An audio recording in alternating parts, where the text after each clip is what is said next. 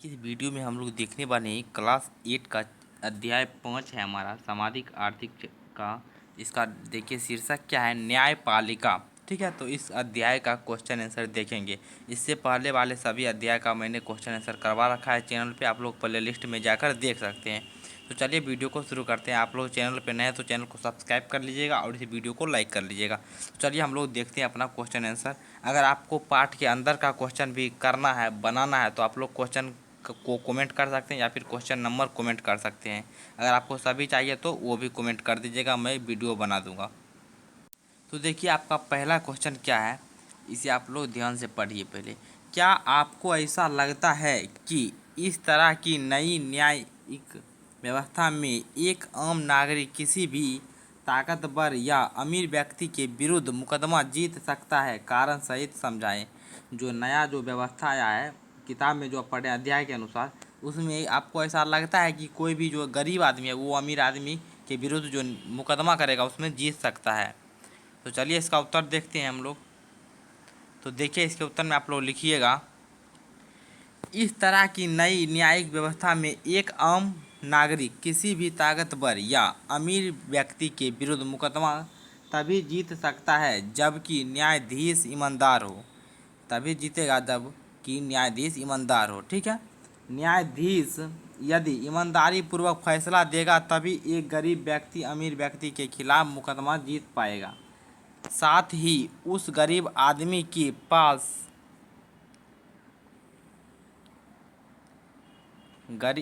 उस गरीब आदमी के पास लंबी न्यायिक प्रक्रिया से गुजरने के लिए पर्याप्त पैसे होने चाहिए ताकि वह लंबे समय तक अपना केस लड़ सके। देखिए जो गरीब आदमी है वो अमीर आदमी के खिलाफ मुकदमा तभी जीत पाएंगे जब न्यायाधीश जो हैं वह कैसे होंगे, ईमानदार होंगे। ठीक है, और ईमानदारी पूर्वक न्याय करेंगे।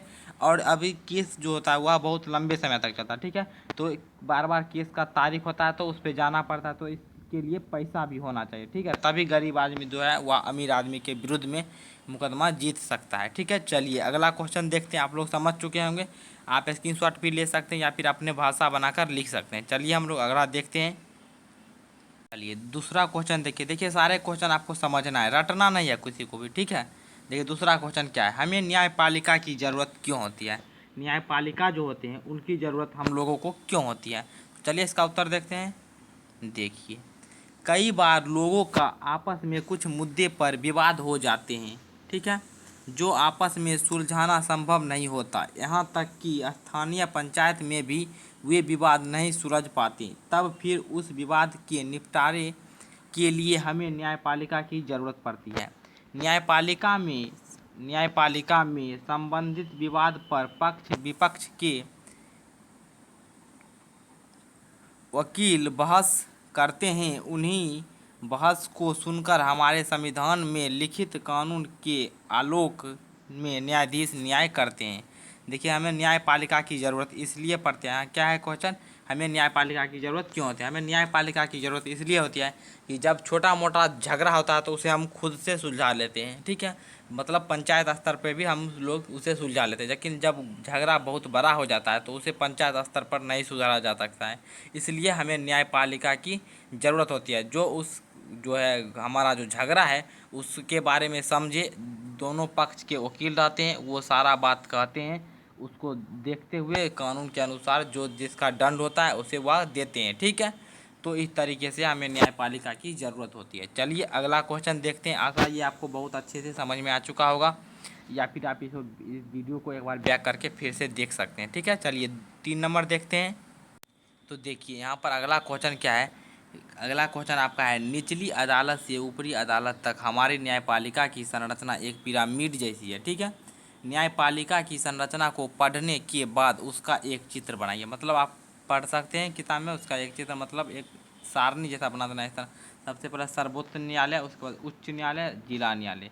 तो ये होता है निचले स्तर पर, इससे ऊपर ये होता है और इस सबसे ऊपर ये होता है। ठीक है, तो इस तरीके से आप लोग बना लेंगे। समझ चुके होंगे आप लोग इस सीरीज को।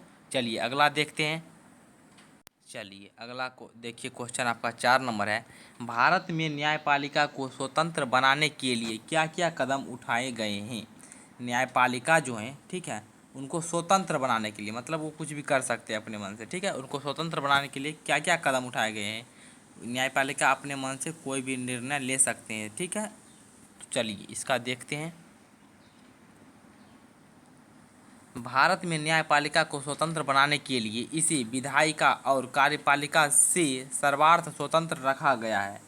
यहाँ तक कि सर्वोच्च और उच्च न्यायालय में न्यायाधीशों की नियुक्ति प्रक्रिया में सरकार सीधे सीधे हस्तक्षेप नहीं कर सकती। न्याय प्रक्रिया जो है, नियुक्ति प्रक्रिया मतलब जो एक तरह से कह सकते बहाली, उसमें भी सरकार हस्तक्षेप नहीं कर सकता है। कोई भी ताकतवर व्यक्ति न्यायाधीश पर अपने पद या रुतबा का ध्वंस नहीं दिखा सकता। कोई भी जो ताकतवर व्यक्ति है वह न्यायाधीश पर अपना ताकत नहीं जमा सकता, ठीक है। अगला देखिए, ऐसा करने पर वह व्यक्ति न्यायिक प्रक्रिया में बाधा पहुंचाने के जुर्म में दंड का भागी बन जा सकता है, ठीक है। दंड के भागीदारी बन जाएगा, ठीक है। तो इस तरीके से इस क्वेश्चन को आप लोग समझ चुके होंगे। तो आप लोग इसे लिख लीजिएगा, अपने मन से लिखिएगा तो और भी आपको लंबे समय तक याद रहेगा, ठीक है। देखिए एक बार और समझ लीजिए आप लोग क्या करना है। भारत में न्यायपालिका को स्वतंत्र बनाने के लिए क्या कदम उठाएंगे। तो भारत में न्यायपालिका को स्वतंत्र उठाने के लिए उन्हें पूरा तरह से स्वतंत्रता दी जाती है। उसके कार्य में सरकार भी कोई बाधा नहीं डाल सकती है नियुक्ति प्रक्रिया में।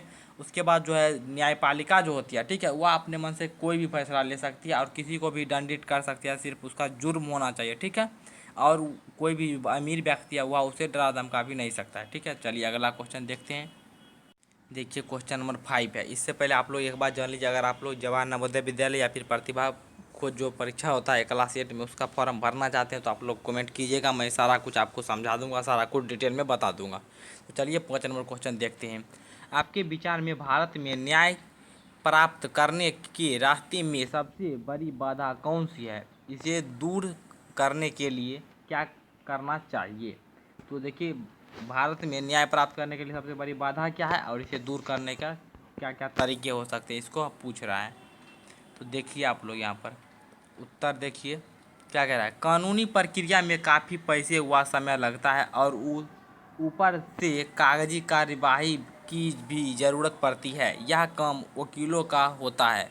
इस प्रक्रिया को आम लोग के लिए समझ पाना मुश्किल है। गरीब इंसान के लिए यह सब कर पाना, समझ पाना और लंबी अवधि तक चलने वाले मुकदमे के लिए आवश्यक धनराशि जमा जुगाड़ कर पाना मुश्किल है। कोर्ट कचहरी के काम में समय काफ़ी लगता है क्योंकि यह ध्यान रखना होता है कि जल्दबाजी में किसी के साथ अन्याय ना हो। इस वजह से कई केस सालों साल खींचते जाते हैं और लोगों के लिए अपना काम धाम छोड़कर नियमित रूप से कोर्ट कचहरी जाना पड़ता है, ठीक है। यहाँ पर होता है जाना मुश्किल होता है, कोर्ट कचहरी जा पाना मुश्किल होता है। वैसे तो ये समस्याएं सभी वर्ग के लोग के लिए हैं, पर गरीब लोग के लिए तो ऐसा करना बेहद मुश्किल होता है। अब देखिए आगे देखते हैं, बस यहीं पर आंसर हो जाएगा आपका, ठीक है। न्याय की प्रक्रिया में सुधार करने के लिए सभी तरह के न्यायालयों में न्यायाधीश की नियुक्तियाँ गरीब लोग के लिए निःशुल्क या कम पैसे में कानूनी सहायक की व्यवस्था करना और जनहित याचिकाएं ये उपाय किए जाने चाहिए। देखिए एक बार आप लोग इस क्वेश्चन को फिर से एक बार समझ लीजिए। देखिए क्वेश्चन क्या कह रहा है। आपके विचार में न्याय प्राप्त करने के रास्ते में सबसे बड़ी जो बाधा है उसे बताना है, उसके बाद इसे दूर करने के कारण। तो देखिए न्याय प्राप्त करने में सबसे बड़ी बाधा जो ये है, वह गरीब व्यक्ति को अधिक ज़्यादा परेशानी होती है, ठीक है। जो लोग गरीब हैं मतलब पुअर हैं, ठीक है। तो गरीब जो व्यक्ति हैं उनके पास पैसे कम होते हैं, तो मुकदमे में जितने भी पैसे लगते हैं, जाने आने में भाड़ा वकील को देना पड़ता है, कागज़ पत्र बनवाना पड़ता है, तो इससे उन्हें काफ़ी दिक्कत होती है, ठीक है। तो उनको काफ़ी सारी परेशानियाँ होती है। इसे दूर करने के लिए हम क्या कर सकते हैं, तो उनके लिए चार्ज कम करवा देंगे या फिर उसे फ्री करवा देंगे ताकि वकील उन्हें फ्री में मिल सके, ठीक है। इससे क्या होगा, उनकी समस्याएं दूर हो पाएगी, ठीक है, या फिर उन्हें राहत मिल सकेगा। चलिए अगला देखते हैं। देखिए अगला क्वेश्चन है, अगर भारत में न्यायपालिका स्वतंत्र ना हो तो नागरिक को न्याय प्राप्त करने के लिए किन किन मुश्किलों का सामना करना पड़ सकता है। तो इसका उत्तर आप लोग देखिए यहाँ पर, अगर भारत में न्यायपालिका स्वतंत्र ना हो तो आम नागरिकों को न्याय प्राप्त करना मुश्किल ही नहीं असंभव हो जाएगा।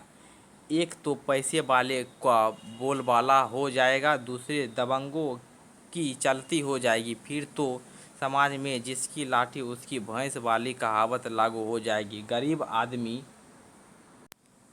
आदमी यदि वह स्वतंत्र न्यायपालिका में जाएंगे तो वहाँ न्यायाधीश बिका हुआ तैयार मिलेगा जो पैसे वाले के पक्ष में ही फैसला करेगा, फिर तो समाज में अंधेर गर्दी मच जाएगी, पूंजी तंत्र और गुंडावाद हावी हो जाएंगे। ठीक है, अगर भारत, देखिए क्वेश्चन एक बार समझ लीजिए आप लोग ताकि आप खुद से लिख सकें। अगर भारत में न्यायपालिका स्वतंत्र नहीं होगी तो लोगों को किन किन मुश्किल का सामना करना पड़ेगा। देखिए लोग, अगर देखिए न्यायपालिका, मान लीजिए न्यायपालिका है, अगर ये स्वतंत्र नहीं होंगी तो पैसे वाले जो लोग होंगे, अमीर लोग, वो क्या करेंगे, पैसा दे लेंगे और अपने पक्ष में न्याय करवाएंगे, जिससे गरीब लोगों को, जितने भी गरीब लोग होंगे सभी को दिक्कतें होंगी। ठीक है, तो इस तरीके से इनको बहुत सारे मुश्किल आ सकते हैं, बहुत सारे मुश्किल का सामना करना पड़ेगा। अब देखिए आपका अगला क्वेश्चन क्या है, देखिए उसे देखते हैं। कमजोर एवं अक्षम व्यक्ति किस प्रकार न्याय पा सकता है, मुक्त विधि सहायक प्राप्त करने के पात्रता क्या है। तो देखिए कमजोर व्यक्ति को तभी न्याय मिल सकता है जब उसका जो है मासिक आय जो है वह 1 लाख से कम होना चाहिए, वह काफ़ी गरीब होना चाहिए, या फिर वह मतलब उसका जो संतुलन है मानसिक रूप से ख़राब होना चाहिए, या फिर जो बच्चा है, बच्चा का उम्र 18 वर्ष से कम होना चाहिए और बच्ची का 16 वर्ष से कम होना चाहिए, तभी उनको मुक्त जो है विधि से आप न्याय मिल सकता है। ठीक है, अगला क्वेश्चन है, लोक अदालत क्या है। तो देखिए लोक अदालत क्या होता है, जो लोक अदालत होता है वह मतलब एक तरह से कह सकते हैं वैसा जो अदालत होता है जो निचले स्तर पे कार्य करता है। ठीक है, लोक अदालत में क्या होता है, एक होता है दीवानी और एक होता है फौजीदारी, 2 मुकदमे होते हैं। अगर आप समझना चाहते हैं दोनों को तो कमेंट कीजिएगा, मैं अच्छे से समझा दूंगा। ठीक है, तो अभी हम लोग समझ लेते हैं पढ़ के। ठीक है, तो एक होता है जो होता है लोक अदालत में, वहाँ पर देखिए क्या होता है, तो दीवानी एवं सुलह योग्य फौजीदारी मुकदमा का निपटारा होता है। ठीक है, जो दीवानी है, देखिए ये क्या है, मुकदमे होते हैं अलग अलग, जो होता है एक होता है खेत बार का मुकदमा, जो खेत बंटवारा होता है, उसके बाद एक होता है घर में लड़ाई झगड़ा हो जाता है। ठीक है, तो अगर आप समझना चाहते हैं तो कमेंट कीजिएगा, उसको मैं फुल वीडियो दे दूंगा। तो इसका आंसर आप लोग देख लीजिए, लोक अदालत क्या है। तो यहाँ पर लिखिएगा, लोक अदालत में दीवानी एवं सुलह योग्य फौजीदारी मुकदमों पर निपटारा होता है जो किसी न्यायालय में लंबित होता है। कोई एक पक्ष या दोनों के आवेदन पर मुकदमा लोक अदालत में भेजा जा सकता है। न्यायालय अपनी मर्जी से भी कोई मुकदमा लोक अदालत में भेज सकती है। ठीक है, तो ये आप लिख दीजिएगा अगर आप दोनों समझना चाहते हैं। जो मुकदमा होता है, एक होता है दीवानी, एक होता है फौजीदारी, तो आप लोग कमेंट कीजिएगा, फुल वीडियो आ जाएगी। चलिए अगले वीडियो में मिलते हैं अगला चैप्टर के साथ, तब तक के लिए सब्सक्राइब लाइक कर लीजिएगा ताकि नोटिफिकेशन मिलता रहे आपको।